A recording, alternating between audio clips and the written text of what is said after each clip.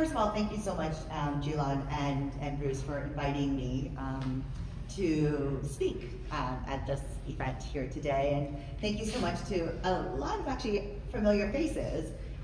So either you really like to hear my presentation, or you're really, really concerned about SFUSD, and you want the best for our students in this amazing city of ours. So what, yes, Florence, I know, right? Right, it's obvious. Before I go into my presentation, I want to just ground us on just who am I? Yeah, the bio sounds nice, but you know, I came here in the late 1970s as one of the first wave of boat refugees from Vietnam. So when we came to America, I was quite young. When we came to America, we had nothing.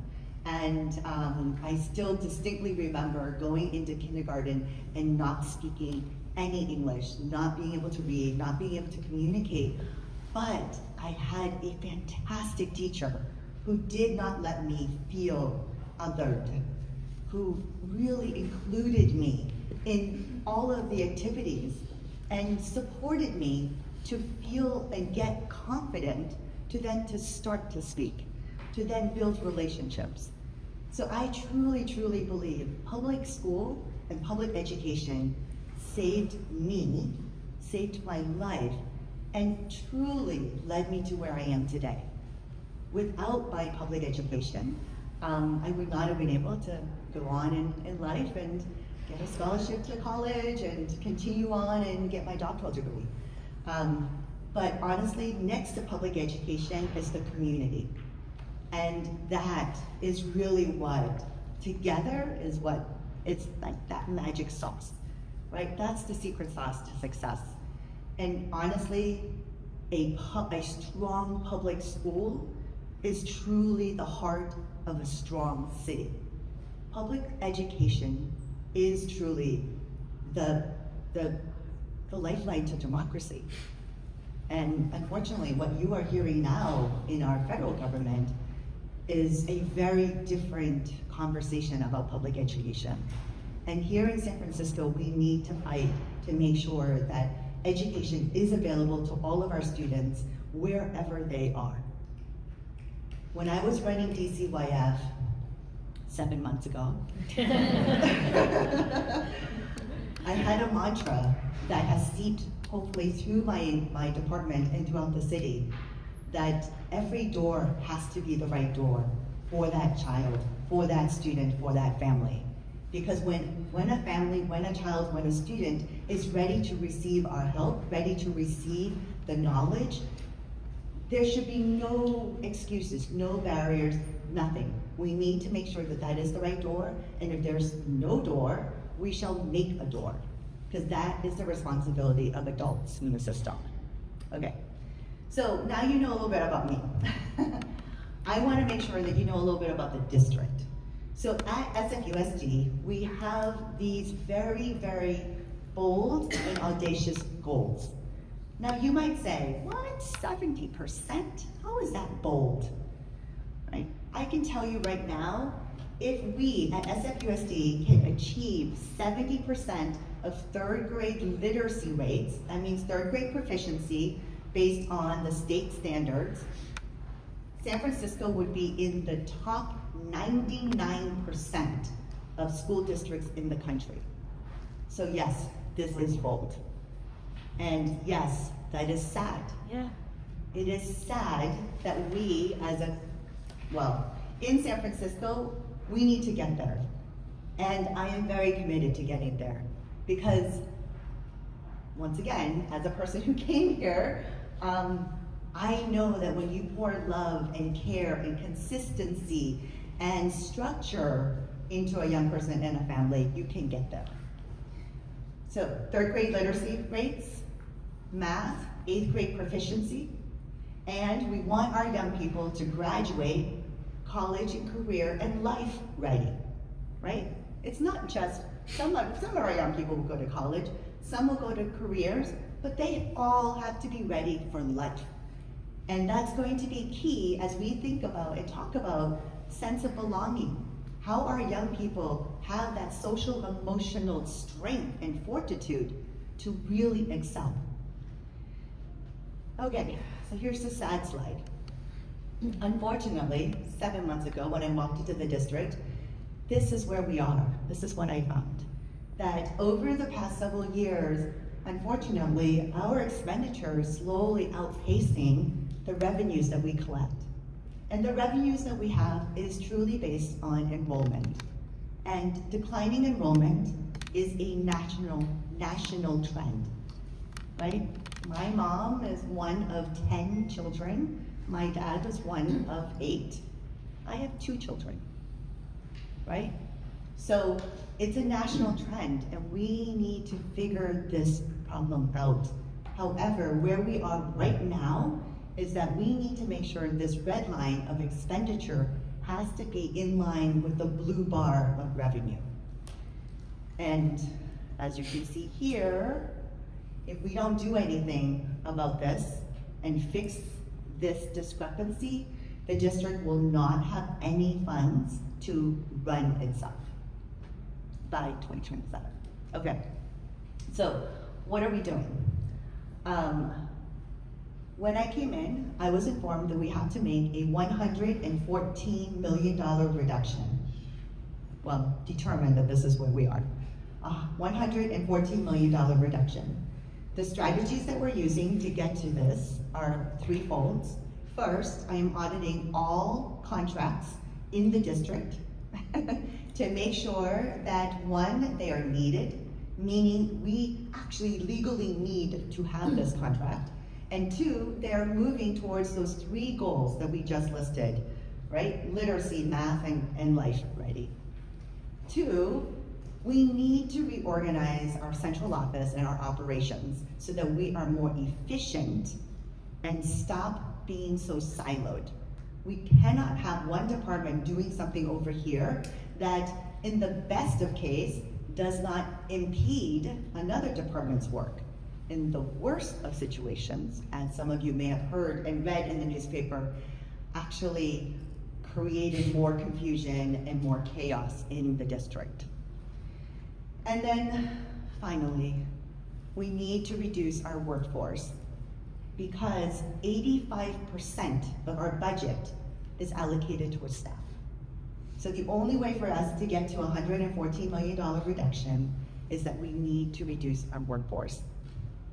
In early December, I issued something called a supplemental employee retirement plan, where colloquially we're calling it an incentivized retirement fund. This program has been quite successful. We received over 350 people who were interested in this program. And because of that, I had the opportunity to say, once again, if we're trying to achieve those 3 goals, then that means we need to have teachers in every single one of our classrooms. So when we got to a place where we felt confident with the people who took our CERP, and we're grateful for all these people because they have spent many years working in the district, and many of them are ready to move on and retire. But it gave me the opportunity to say, we are not laying off any teachers. I just want to say, currently, as of today, we still have classrooms, I have Stephanie can speak to this, we still have classrooms that do not have a teacher in it. It is unconscionable. How can we be a school district if we don't have teachers in our classrooms? Best case scenario is that we have a permanent sub. Worst case scenario is that we have a rotating sub. And subs, by definition, are people who are there when the teachers go on professional development. So our subs do not get to participate in any of the professional development that our teachers get. So it's really hard for our subs to roll out the new literacy curriculum or to try out a new different type of teaching strategy because they can't participate in any of those trainings. So it's not okay. We need to have teachers in every single classroom. And I will say this now, we will have a teacher in every classroom when we start school next year. Next slide, please. So, all of that, we are still making really good progress. Over the last 7 months, I've been able to get approval and support from our board for 3 interim budgets that show, an interim budget essentially is a checkup on your budget, right? We said we're gonna diet and not eat sugar and go to sleep on time. And so we went in for a checkup and it says that yes, we did diet, we didn't eat a lot of sugar, and we kind of went to sleep on time, okay? So we got our board to approve those 3 interim budgets. The California Department of Education also, reviewing the 3rd one, but also approved the 1st and the 2nd interim. We just delivered the 3rd interim at the last board meeting. We also have a successful audit.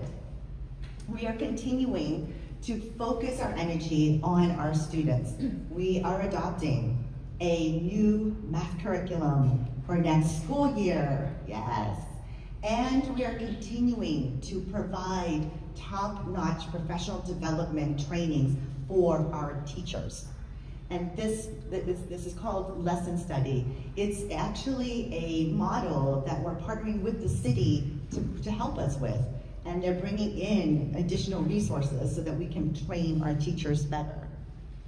You already heard about the no teacher layoff. We are reducing, I believe we at this point eliminated all K-1 combos. That was something that we had initially talked about. We're not doing that now because we actually saw an increase in our enrollment for this school year. We saw an 800 application increase for transitional kindergarten, more than expected, and a 150 application increase for kindergarten, more than expected. And so because of that, we were able to no longer have K-1 combos. And then of course we continue to prioritize supports for our students and our staff. And then this one, operational efficiencies.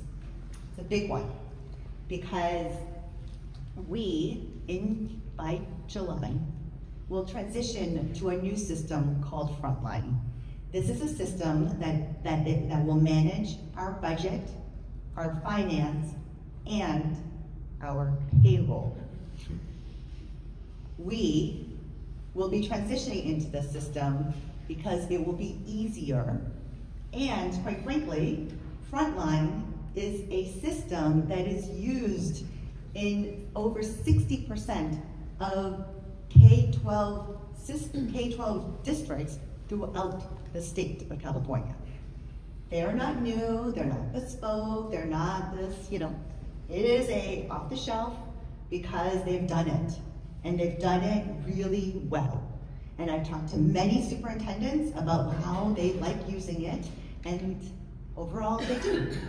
It's clunky, as with every type of system, but it knows how to serve a K-12 district. It understands that when you are a sub at one school and another school or another classroom, you're not 3 different people, you're one person, and you shall be taxed as one person, as opposed to our other system.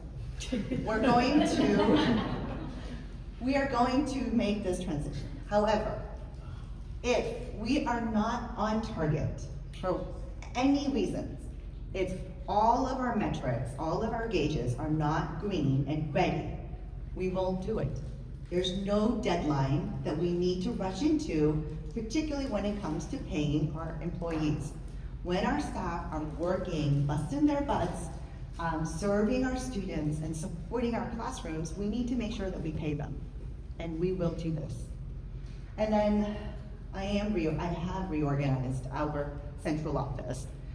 We are now restructuring central office so that it's more in line with central offices up and down the state. There was a report that was done in the city several years ago that says that our central office, proportion-wise, compared to the rest of our budget, was around 25%. Average for the state is around 18%. After my budget reduction, we're going to be around 16%. That doesn't mean that's really good. It means that we are prioritizing schools. That means that 84% of our budget is going to go into schools. It means that we are saving our teachers, making sure that we have counselors and social workers and paraeducators in our schools to support our students so that we can achieve those 3 goals: literacy, math, and college and career readiness, as well as life. And then I just have my last slide, which the reduction of $114 million represents a 10% reduction in our budget.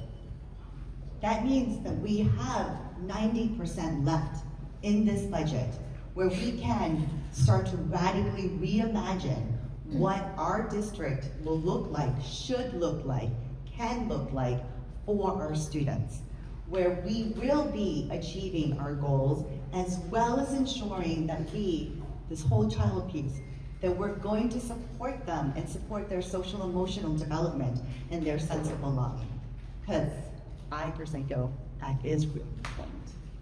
So that is my little speech. But I look forward to this conversation today, and I look forward to sharing with you more about what we are planning to do in the following years. Hello everyone, my name is Rapali Stiegel. I am, of course, the moderator of this panel. I'm really excited to talk to all of our panelists here.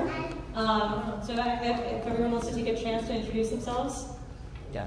You first introduce yourself. Maria, School District Superintendent. Hi, Phil Kim, School Board President. Hi, I'm Isabel Lam. I'm the SAC Elected Student Delegate, and I am so grateful and excited to be here. Hi, Stephanie Falkenstein. I'm representing on behalf of my son, over Equal Elementary in our school, as well as SF Parent Coalition. Thank you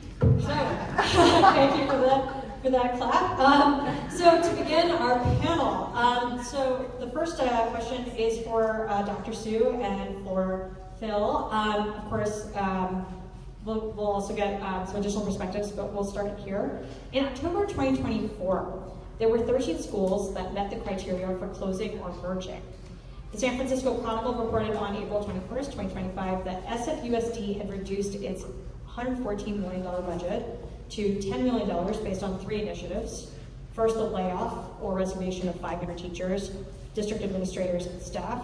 Second, changing the payroll system, which you mentioned, from Ian Power to frontline education. And third, reorganizing the central office. So can you both, can you walk us through exactly how these changes combined equals $100 million in reduced expenditures? I know you discussed this somewhat, but we're just trying to figure out how exactly this adds up. Yes. So just to be clear, so our target is $114 million, and it's based on something called the Fiscal Stabilization Plan that the board passed in December. I think it was early December. There was, and it mapped out the plan for how we were going to get back into fiscal solvency with the district, particularly in partnership with CDE, our California Department of Education. So in that plan, that's where we got this $114 million number.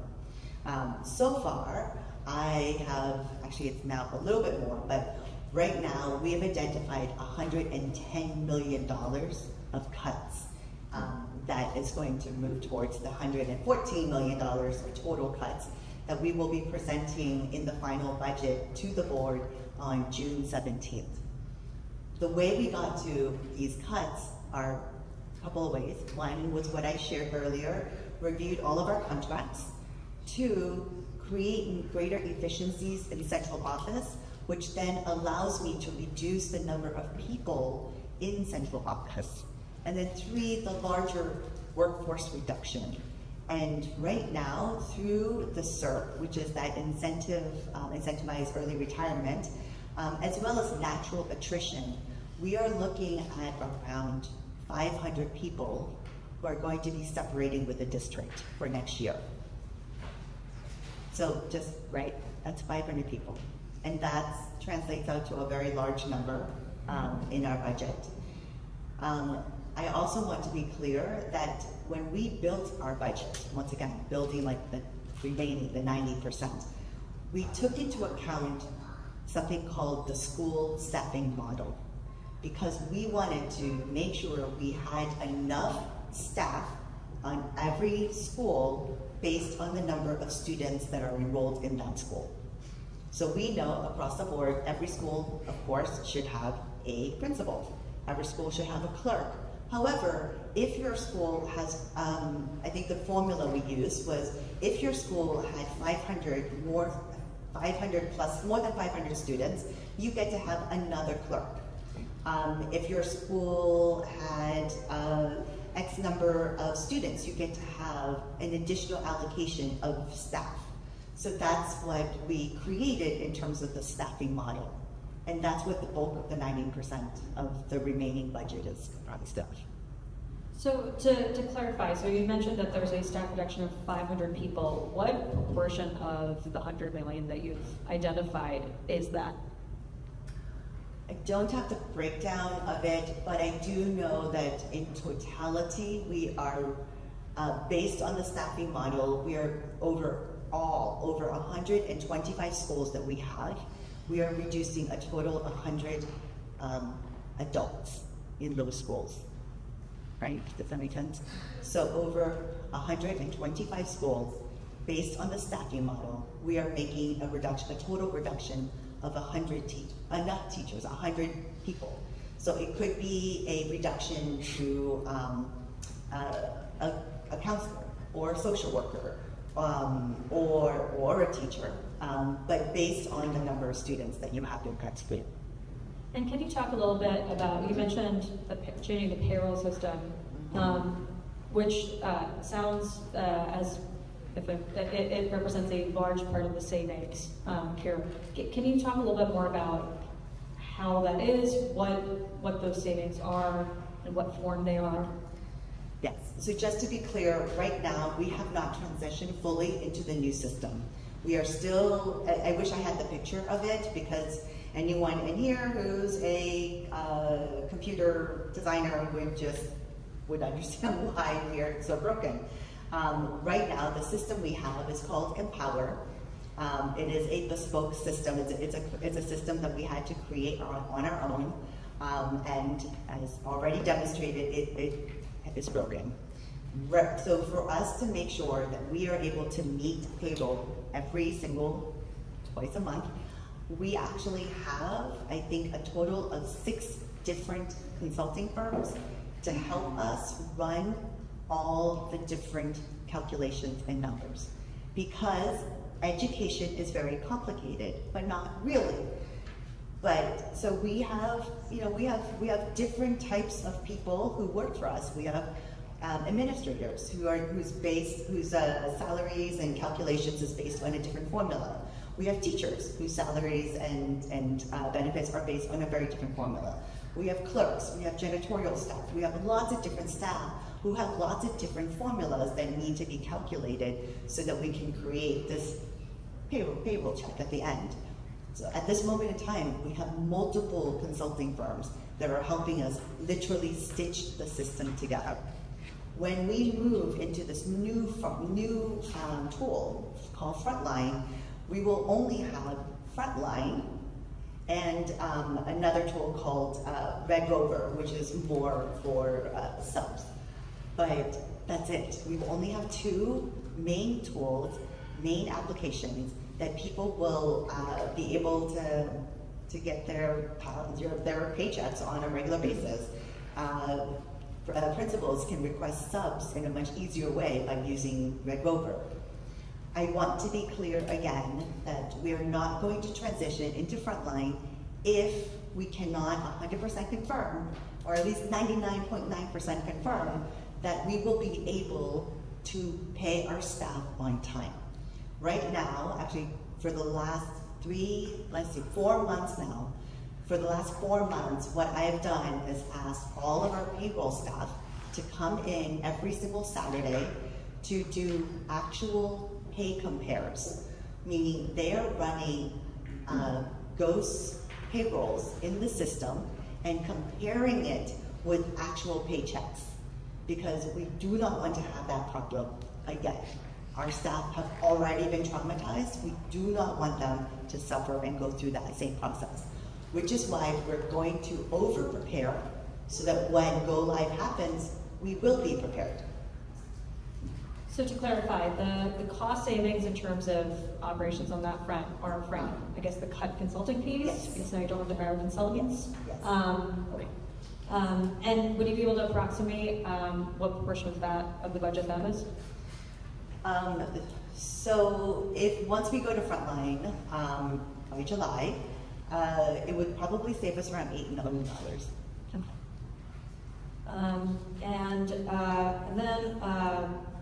And then you mentioned the retirement program.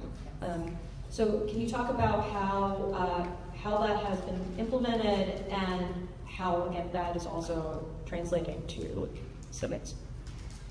So once again, with the retirement incentive, we are saying thank you to all of our wonderful employees who've worked many years with us and have been thinking about retiring, and so therefore here's an opportunity for you to retire now. And a lot of our employees have taken that. Like I said, over 350 employees have taken that. I've gone to many retirement parties over the last several weeks now. But because of that, we are now able to either close that position. So one of the things that I've done is that on my own executive team, I'm reducing my executive team by 50% because there are several people that were closing that position. So that's a salary savings. That's a huge savings. So we're either closing the position or we are going to rehire another person for that job, but obviously at a different pay rate. And so that's another way for us. And essentially those are the two ways that we're making the savings. And are you able to approximate the portion of the budget of that? Let's between two. I can't. But once again, that between the CERP, which is the retirement, and natural attrition, and the contracts, we are at right now $110 million. We are still looking for around the edges another $4 million in cuts. And then the next question related to this is, what additional layoffs can we expect?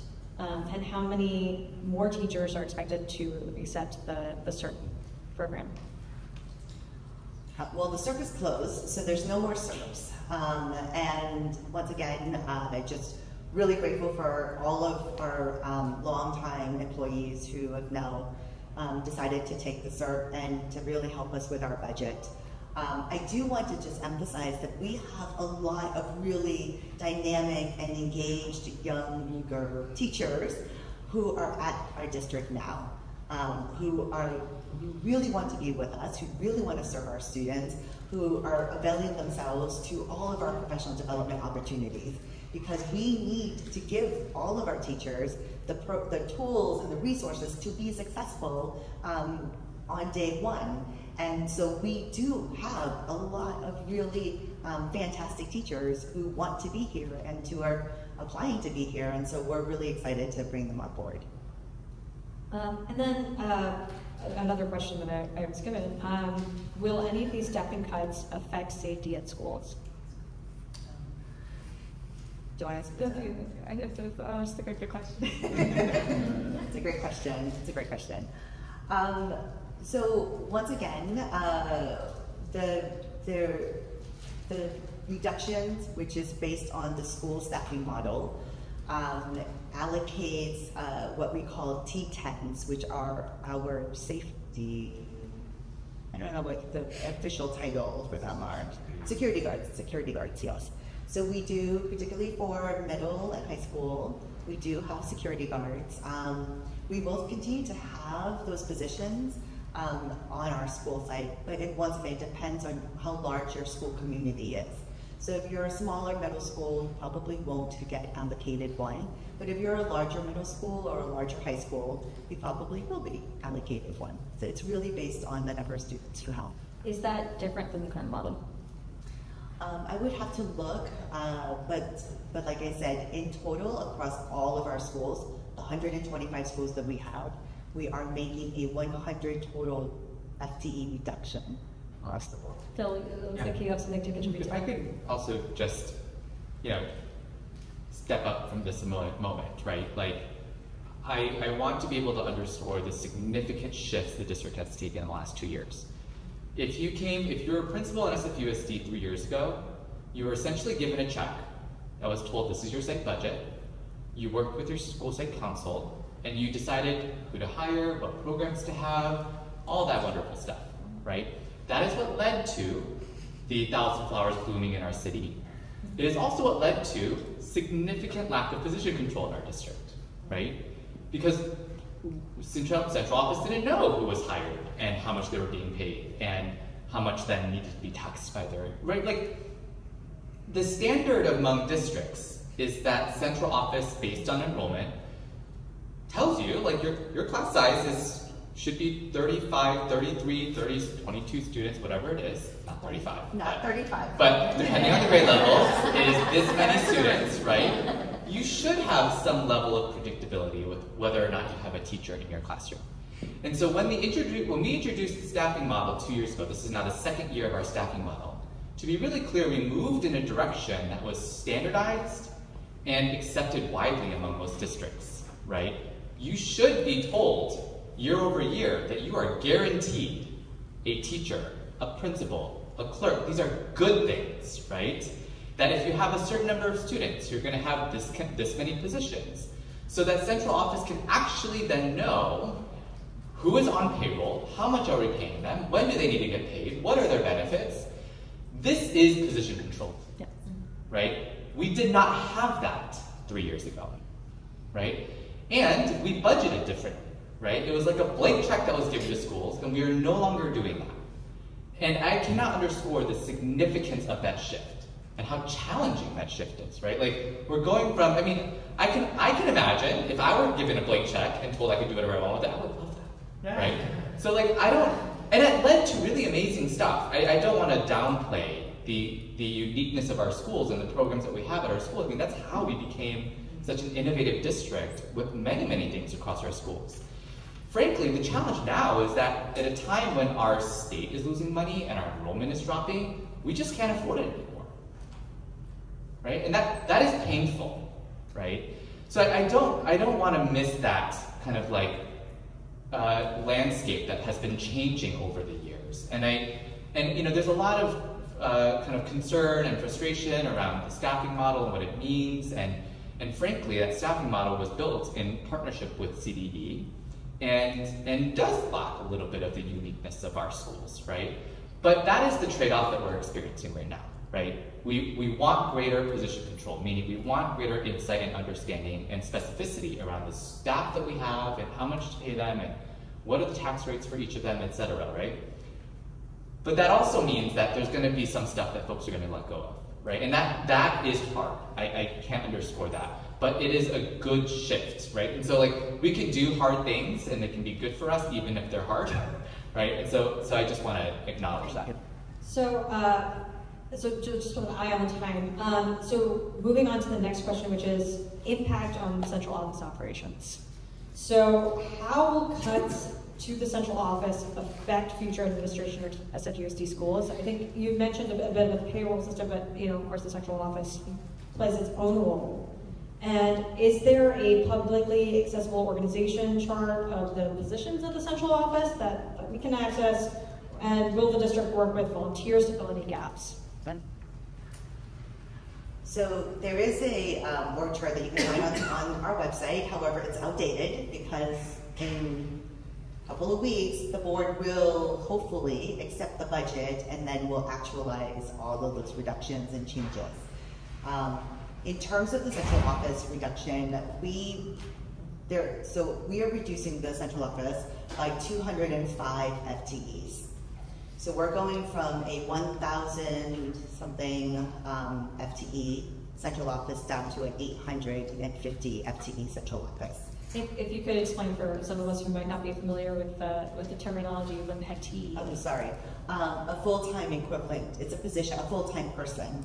And I'm using the word FTE primarily because of the 205 FTEs that we are reducing, 100 of them are already, they're vacant. So we haven't hired for those positions. So 70 of them are vacant.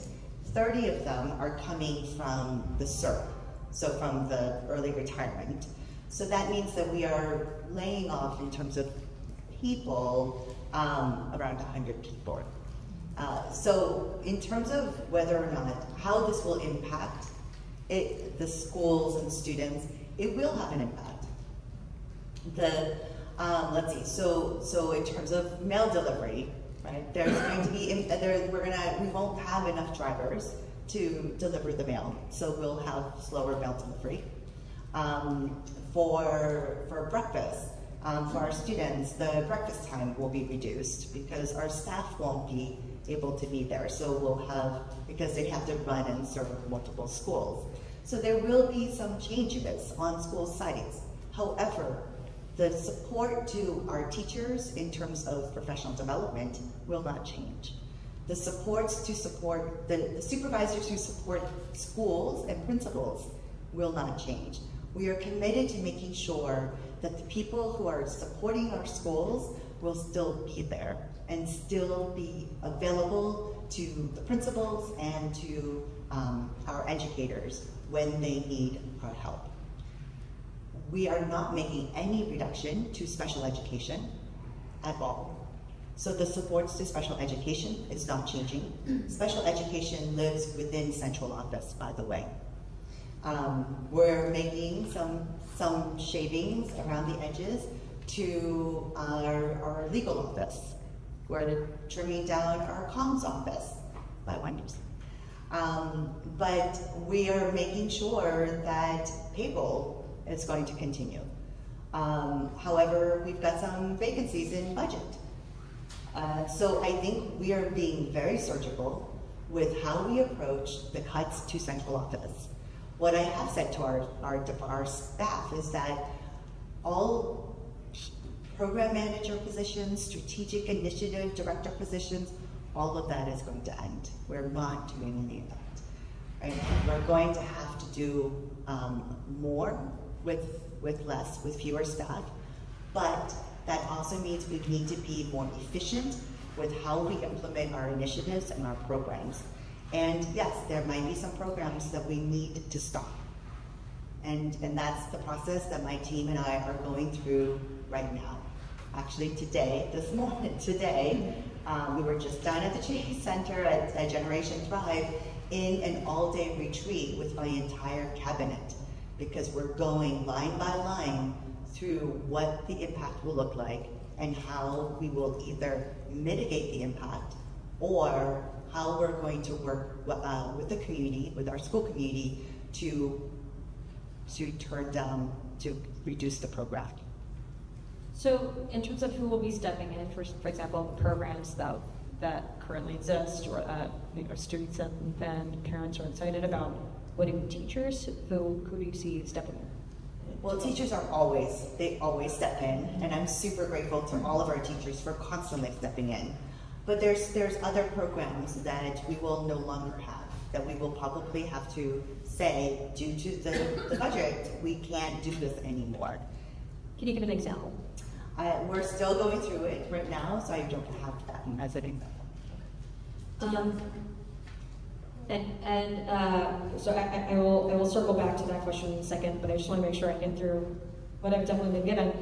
So the SF Chronicle reported on May 16th, 2025 that layoffs were canceled for 34 counselors and 117 teacher aides, and that the California Department of Education granted SFUSD approval in May to hire 239 new teachers in May.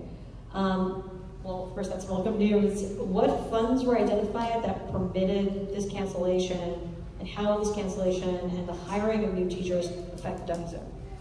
Yeah, so this is where it's when our reporters don't fully understand how complicated our budget is. So just to be clear, remember, we have a staffing model. So our staffing model says each school should have X, Y, and Z staff. So we already have that. We also, unfortunately, have the California Department of Education fiscal advisors monitoring everything we do, because that's their job, because we are in a financial crisis.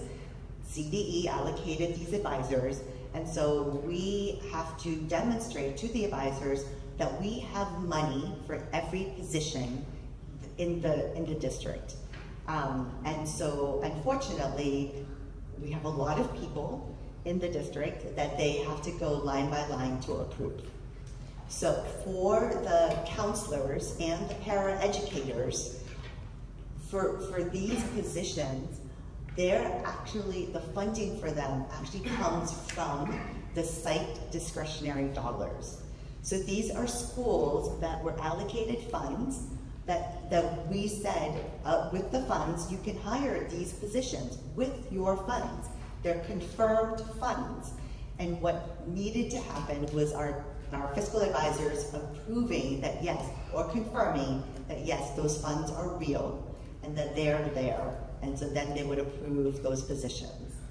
So to clarify, are you saying that these are funds that were previously allocated that weren't being used? No, not allocated, no, these are for next year. This is all for next year. These are funds that were allocated to the schools. Schools had the authority to allocate it to hire different positions. So they're there. Their positions were approved. All we needed was the approval of our CDE advisors to allow us to say, yes, you can have a contract for next year to work at SFUSD.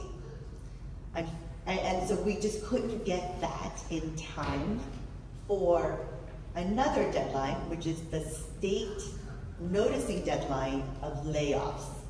So the state of California, anybody who is in California education budgeting world, budget reform, this is a good reform. So the state of California requires all school districts to notify people, certain categories of folks, but essentially people who work in schools have to be notified that they would be laid off by March 15th. You get notified. Final layoffs have to be given by May 15th. These are rules, these are state rules. So we were trying really hard to work with CDE to confirm all of these positions before May 15th. And unfortunately, we could not get there because there's a lot of positions. And so we had to, by state rule, get the Board of Education had to approve the layoffs on the 13th at the board meeting. So it's truly a time sequencing issue. And so that's why you had the final layoff, and then later that week we rescinded the layoffs because we have the dollars. The dollars were there. We just couldn't get them to move fast enough to approve. So to clarify, this is essentially a deficiency built out of meeting the deadline? Yes. Okay. Yes. And then for the teachers, so once again, CDE has authority, well, it's called stay and rescind authority. They have authority to control all the monies that come in and out of our system right now, because we're in this elevated concern state. So before we can hire a teacher that has already, once again, already is budgeted for, we needed to show them that we have the budget for these teachers. And so they're going through our list batch by batch. So the first batch that they approved was 177 teachers. And so that's where we were authorized to hire 177 teachers for next school year. The second batch is what you just heard, the 77 additional teachers for next school year. We're gonna work on a third batch, and hopefully that will be the final batch. And then we'll have all of our teachers in place for next school year. So to clarify, in this sort of, there's a layoff list and then there's folks being hired. Are there people who are being laid off and then rehired? Is that part of this? Well, I mean, technically that's what happened. Oh. Yes, yes. And in terms of the numbers that you gave earlier in terms of layoffs, that doesn't include this technicality. Once again, what the numbers I shared were voluntary separations from the district, right? They are the early retirement people and people who just leave because of life. Okay. Understood. And so this question is for Isabel and for Stephanie. So of course, we just wanted to get that out of the way initially. Start with the tough stuff. So, you know, of course, you're experiencing what these cuts look like and how these changes are actually affecting schools. Can you talk a little bit about your experience, you know, on the ground? Sure, I'm happy to start. I think, you know, being at Equitable Elementary, I think we're in a little bit of a different situation than most of the schools, to be honest with you. We experienced these same cuts last year. Mm-hmm. So in a way, I guess that's good because we can, you know, share what we learned and what we did from those cuts. But last year, for example, we moved to have a 2-3 classroom. And because we didn't have enough students in our second grade to have 2 full classrooms, we're going to have a 2-3 next year, hopefully, maybe for the last time, and we already have 4-5, so that's part of our standard model. What I would say is, from that experience, I think one of the challenges is that we had to use our PTO funds, which are not big. We're not an Alvarado, we're not a Claire Lilienthal, we are not. Right, just be mine.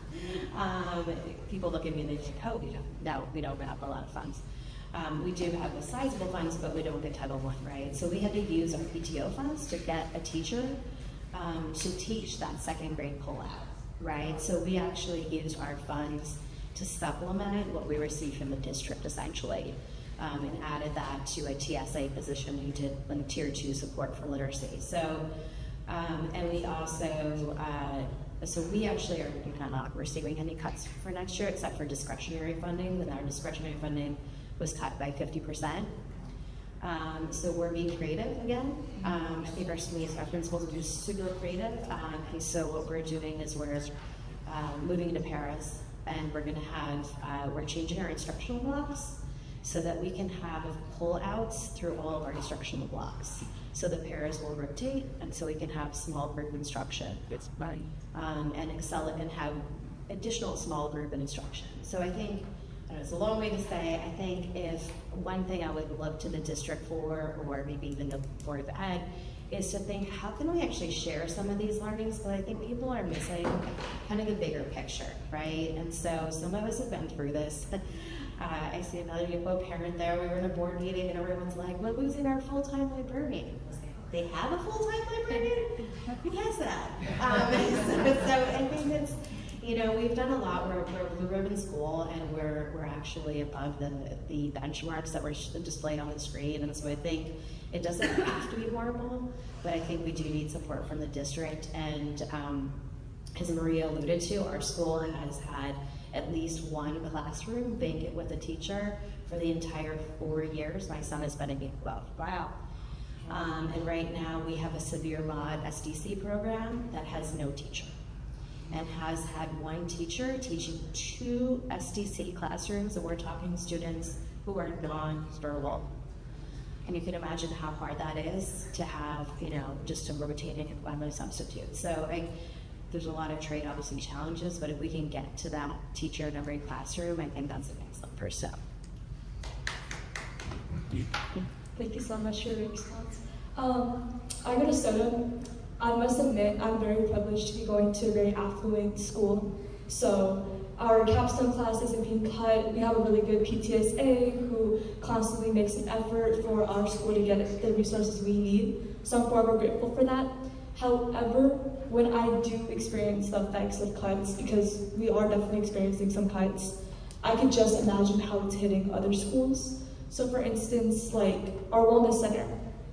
Throughout the whole time I've been at SOTA, I've been able to go into my room and take mental breaks, alongside my friends too, but recently I've seen a decrease in staff, and most times the wellness center would be closed, and unless it's like an emergency,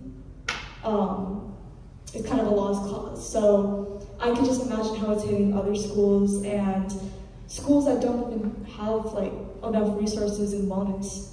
So that's a huge effect I've seen within myself and my classmates. Can I add to that? Yes, of course. Just to paint, just for rather, the significant challenges here, right? Like, Dr. Sue mentioned the core staffing model, which is like the guaranteed positions that schools have based on enrollment. If you were just to pay for those positions, we would already be in a $50 million deficit? $56 million deficit. I mean, when we say that we are spending more than we are taking in, that means for even just looking at sites, just looking at the positions that we're telling you you're guaranteed, and we were just using public dollars from the state, we are already in a deficit by $56 million, right? I cannot underscore the significance of that statement, because what that means is that every other penny that is coming into our district outside of what is guaranteed by the state, which, by the way, most public school districts only operate on LCFF funds, state funds, have very little dollars that they actually spend on SFUSD. I mean, SFUSD has, of our $1.2 billion budget, 70% of our budget, it comes from LCFF state funds.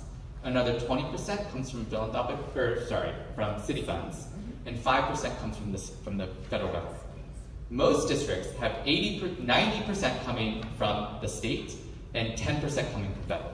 Like, very little coming from philanthropic or city funds, right? Most districts operate on public dollars. We are very fortunate to be a district that operates on millions and millions of monies from the city because we deserve it, and we want to, right? But I cannot underscore what that means in terms of our investments for our schools, right? With the guaranteed positions that we're telling schools that they have, we are already in a deficit. So, just keep it along because we do have a little bit of time here and people need to go home eventually and eat dinner. So, move on. So, the next question is, so over the past 20 years, enrollment in SFUSD schools has steadily declined, over 20% from over 60,000 to below 50,000 enrollees. We're at 50 now. Okay, we're already at 50. All right. So this includes a 10% drop over the last 5 years.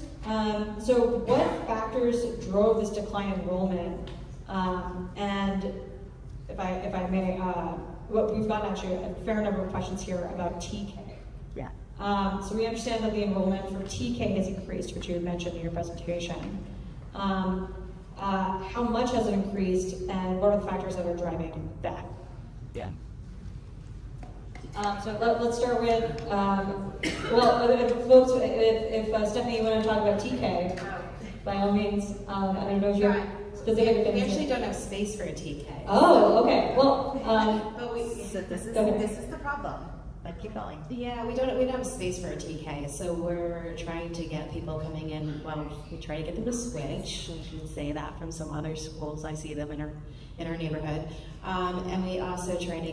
We're hoping to be a feeder from Toledo, which is an early elementary program. But that is a challenge, right? And people just maybe slightly different answer question is what the concern I hear is from parents whose kids are not going to be ready for TK. They say, are they going to be closed out of kinder because there's not going to be a space? So, but I know that TK, I mean, part of it is I think it's mandatory now. I think everyone qualifies for TK, and that's one of the reasons I'm an honest birthday child, so I know very well. It's like, what's your TK? Wait, could you like really restate the question? I was asking about what was driving sort of the increase in TK and what factors are decreasing that or affecting the decline in enrollment. But yeah, if you want to talk about the decline in enrollment. I can talk a little bit about the decline. I think there's many challenges, right? Maria, so we mentioned earlier, like declining birth rate, right? I think that's one. Lack of affordability, right? I would say in District 3, lack of affordable housing being built for the last 20 years, right? That's why you're building a school in Mission Bay, is because that's where families can live. And so I think there's city factors, there was pandemic factors. We lost in our district a lot of service workers, a lot of people work in the restaurant industry and other things that those rules just disappear. People, not people. Yeah, you did bring up a really good point with the pandemic. I actually had a teacher talk to me about this, but I believe that a huge factor that could lead to a decline in enrollment could come from the pandemic and how it was handled back then, and how there's been a lack of trust. And as you mentioned, the lack of birth rates also hold a huge factor, especially with the city continuously rising in pricing and housing. So I believe that those two factors hold a huge reason why there's a decline in enrollment. Sorry, one last thing. One last thing. I would say, especially for middle and high school, I think that there's a fear factor, a safety factor, and also, or at least perception of lack of safety and lack of higher academic standards. So for students who want to do beyond, that's the perception. We're driving people behind it. So Stephanie, sort of follow up. So in terms of what you're saying, that fear, is that attracting people to go to private schools instead? Definitely, especially at the middle school level. I think that's one of the reasons that YPWA always had a 4-5 for so many years, is because we lose a lot of students in 4th and 5th grade. And that helps protect us and have the appropriate class sizes, because people, there were stabbings coming out of the pandemic at our middle school, right? Things have improved, but that's not something that people feel safe about. But I'm optimistic about changes. I'm also optimistic because our feeder now has 8th grade algebra. Can I add another thing to it? I've noticed that from the transition to middle school to high school, there's often this reputation that you must go to a school with more funding because you'll get more support when it comes to applying to colleges and applying yourself when it comes to taking harder classes. So I've seen a huge pattern of students entering private schools because they believe that's their way of advancing and looking better to higher institutions, or just getting better support when it comes to the career paths that they desire. So, question for you, Phil and Dr. Sue. So, what is SFUSD doing to, shift this dynamic, attract new parents maybe to public schools, attract safety of students? I know you mentioned that there wouldn't be necessarily security guards for some smaller schools, and how is SFUSD going to handle this influx of TK enrollees? Yeah. Our head of comms is in the audience. You might meet them. I'm going to say this. But last month, Bellwether is an education research organization. They put out a report. California as a state will experience a decline in K-12 enrollment for the next 2 decades. It is, and it has been projected for a very long time that was going to be the case.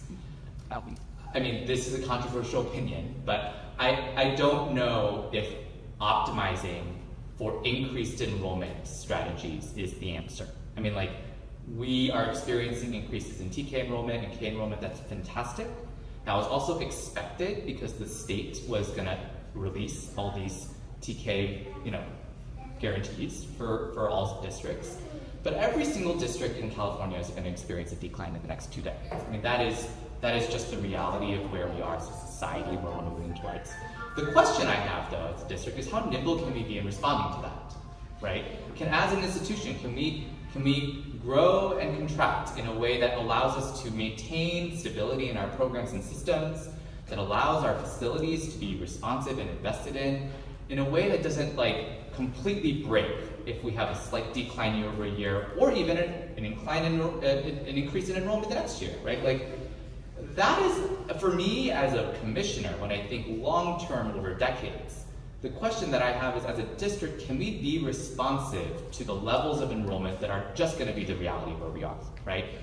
And can we stop the bleeding, right? Because families are leaving to go to charters, to go to private schools, like that is real. They're stable. They've been stable. I mean, charter enrollment's been declining for some time, and private enrollment has stayed steady at just around 30% for a very long time, right? The question is, can we win some of those families back? Can we keep the families that we have?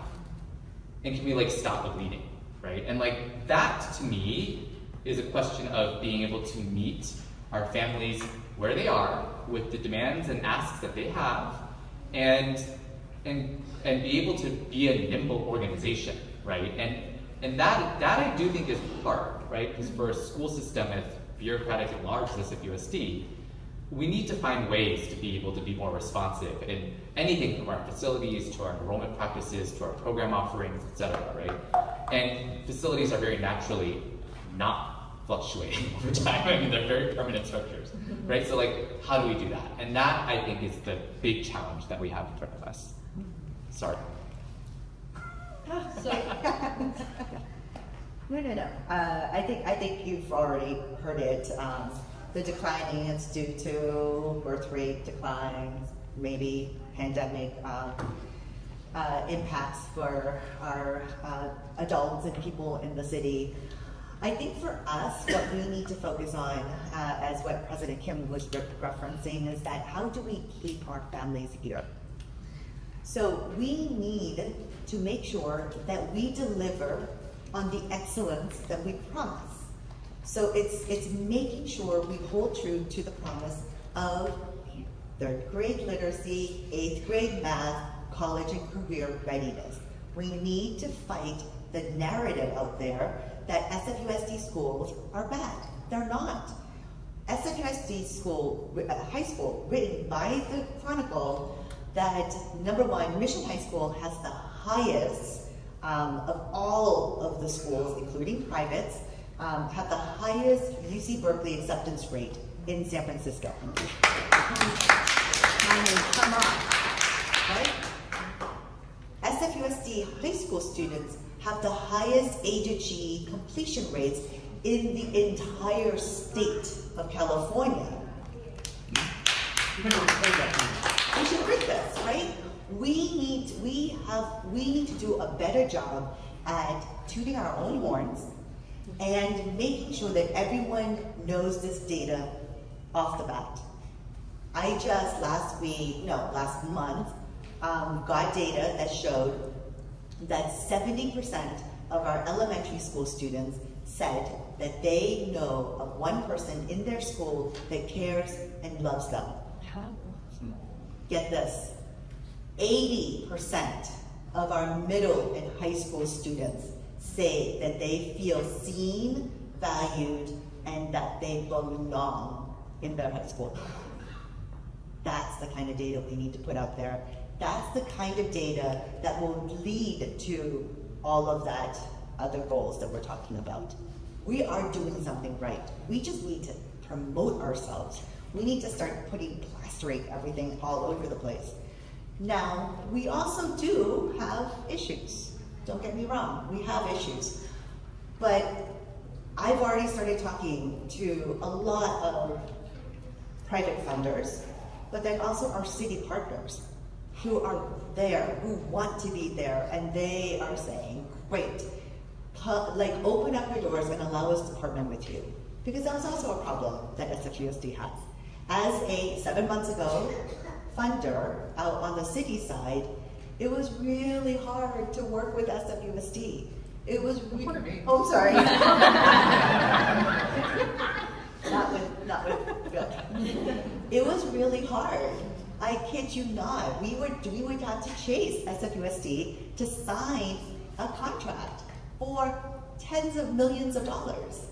That's because the system didn't work. If we now create an operational system that makes it easy to do grant procurement, that will improve the partnership. If we bring in our Department of Early Childhood, which is what I'm doing, so that we can build a pipeline for preschool or even infants and toddlers in the city to then start becoming SFUSD students, it's a natural pipeline. It is there. The city is funding 0 to 5 programs. The students are there. We need to make that pipeline a reality. And then we just keep growing. That's the plan. So that was a wonderful answer because it cut out many of my questions. So you're over time, remember? Get one more question. Okay, so we're already over time, but we get to pick one question. So the pressure's on. Okay. I know Stephanie wanted to discuss this, so I gotta think this. So combination classes. Yes. So it's you did, but I want to get into it a bit more. I want to get into it a little bit more. So, are there any plans for additional teachers in these classes to ensure an appropriate teacher-to-student ratio? Yes or no? Well, currently we actually do have the appropriate teacher-to-student ratio. So, according to our labor partners, for students, for kindergarten to third grade, the ratio is 22 students in a classroom. For 4th and 5th and above, it's 33. And so that's why we are maximizing that number. Now, I know that's where the combo classes are happening, because we don't have 33 students in 4th grade. We don't have 33 students in 5th grade. And that's why we're combining those classes to make 33 students. And I know that that's what parents want. Parents want to be able to use their funds to be able to hire an additional teacher. And part of position control is that we're trying to make sure we know where all the positions are and making sure that we can hire a teacher in every single classroom, because there's also a national teacher shortage that we're experiencing. So we want to be able to hire these teachers so that we can start on day one schools with a teacher in every single classroom. So we're working really hard on getting there. Once we get to 92% of all of our vacancies filled, we are then opening up the pool to allowing our PTAs, PTOs to hire the additional staff that they need. Okay, and just one more question, if I may, because this is a pretty critical one. So, do you anticipate this is for Dr. Sue and for Phil? Do you anticipate that schools will need to be closed after all these staffing cuts are made? That's the last question. Sorry, I have limited time. And I apologize. I didn't know this one. We do need to head there. Will you leave blue ribbon schools off the list? And if closures are required, what is the plan to consolidate schools? Will SFUSD seek to close schools in a community-supported way? President Kim's hand raised. So I was on staff when working in the district when we were going through the thing that shall not be named. And here's the thing, right? Like, I actually think a lot of people understood why we're going through what we're going. But what came out was a disaster. So like, that can't happen again. Right? I just want to say that. It was not a great process. It yielded something that was very chaotic and very stressful, and it broke a lot of relationships. The spirit and the intent and the direction of that initiative, I would argue, no one necessarily disagreed with. Everyone got the fact that we have too few kids in too many buildings. Things are not adding up, right? But just the way that it was happening was not helpful. It was hurting, right? And so that's why it was stopped, right? So I just want to acknowledge that, because that's the elephant in the room. And I think last year, this time, we were here talking about this very topic, right? Now, does that mean that we've addressed the same challenge that we still have of too few kids in too many buildings? No, we have many, many empty seats across our district. The reason we have combo classrooms is because we have empty seats in our classrooms, right? We have to address that somehow, right? We don't want to address it the way we did last time, right? There are many ways in which we can address that, but we do need to address it, right? How we address that, when we address that, that is a question that the board has asked of the superintendent, right? But we need to do some like reparative work right now and some foundational work to get our, oh, I forgot how I was gonna swear, sorry. To get our ducks in a row, both fiscally and operationally, so that we can have an honest conversation, right? But we are just doing too much, right? And so we needed to stop and slow down and really reflect on like what was the process, right? But that doesn't mean that our problem has gone away. We have too many empty seats across our schools. It's hurting our kids because of that, right? And we have to address it. We have to be really thoughtful about how we address it. And I think this board has reiterated multiple times, we have to do this alongside our families, with our schools, in an honest and transparent way. But the way in which we've done that before just didn't work. So to clarify, for some of the parents who are maybe in the room, there are not any imminent plans to close additional schools. The commitment that has been made is that those schools are closing in the 25-26 school year. Great. And are we opening up to any questions? Nope. Okay, we're totally on time. So first off, I want to thank all of our panelists. We can just give them a quick round of applause.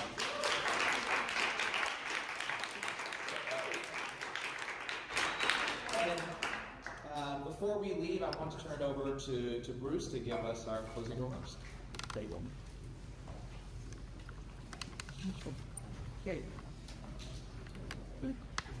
Thank you so much.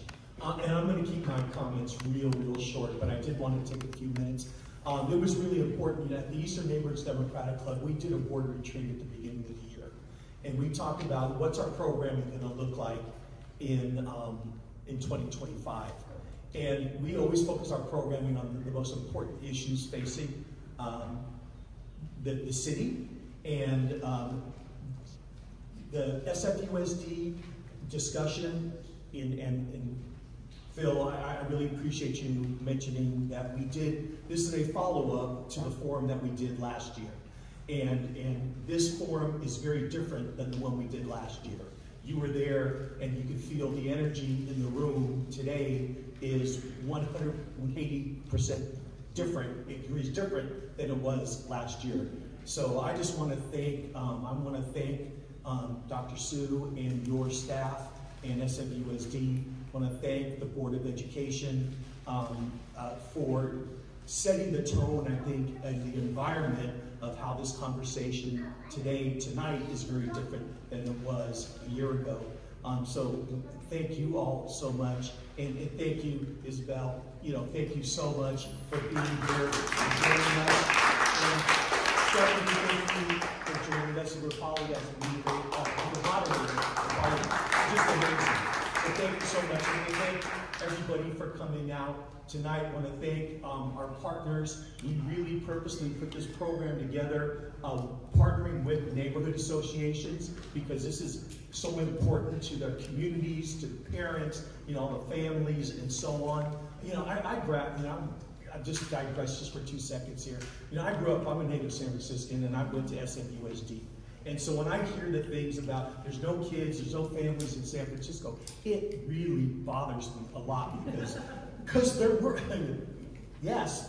are families, and I'm just looking here and seeing the kids and so on, and that's so important. What makes a city a rich city, a diverse city, a loving city, a complete city is families, and kids, and so on. So it was really important for us to have this dialogue and to reach out to our partners in the neighborhood associations, Alice Rogers and Gary from the South Beach Mission Bay Neighborhood Association, from Dog Patch Neighborhood Association, Donovan and our president here, and then from the Patrol Boosters, JR, thank you for your team. So we're really honored to be able to put on this program.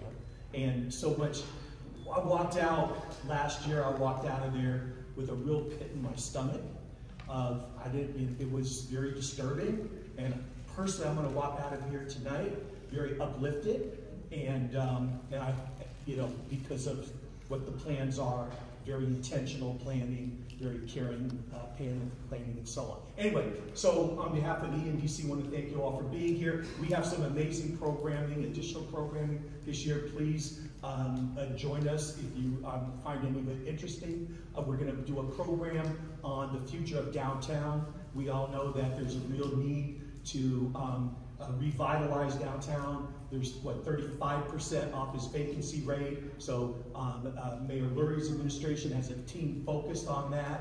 Everyone is really focused on how do we bring downtown back.